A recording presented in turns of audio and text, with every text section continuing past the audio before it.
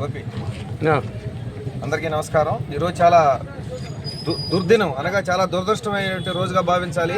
రాజకీయాల్లో గెలుపోవటంలో సహజం, దాన్ని స్ఫూర్తిగా తీసుకొని ప్రవర్తించాలి. కానీ ఒక నీటిపారుదల శాఖ మంత్రిగా చేసినటువంటి మన అంబటి ఆంబోతు రాంబాబు అంటారు, అతన్ని ఆంబోతు అనే బిరుదు ఆల్రెడీ ఇచ్చున్నారు. అతను ఆంబోతులాగే ప్రవర్తించాడు. ఈరోజు అందరికీ మహిళలు, అక్కలు, చెల్లెలు, అమ్మలు ఉన్నారు.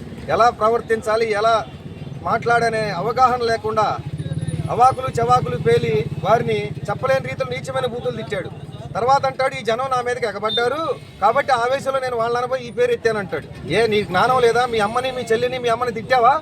అలానే అందరిని తిడుతున్నావా నువ్వు? ఇంతకుముందు ఈరోజు నీకు పిచ్చెక్కిందా? మైండ్ పోయిందా? ఉందా?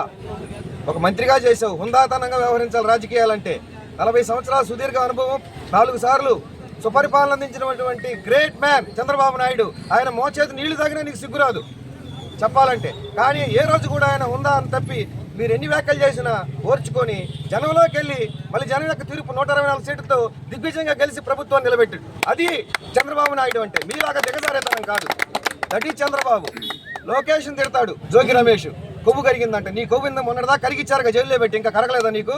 కావాలంటే మళ్ళీ కరగ తెప్పిస్తాం, ఇబ్బంది ఏమీ లేదు.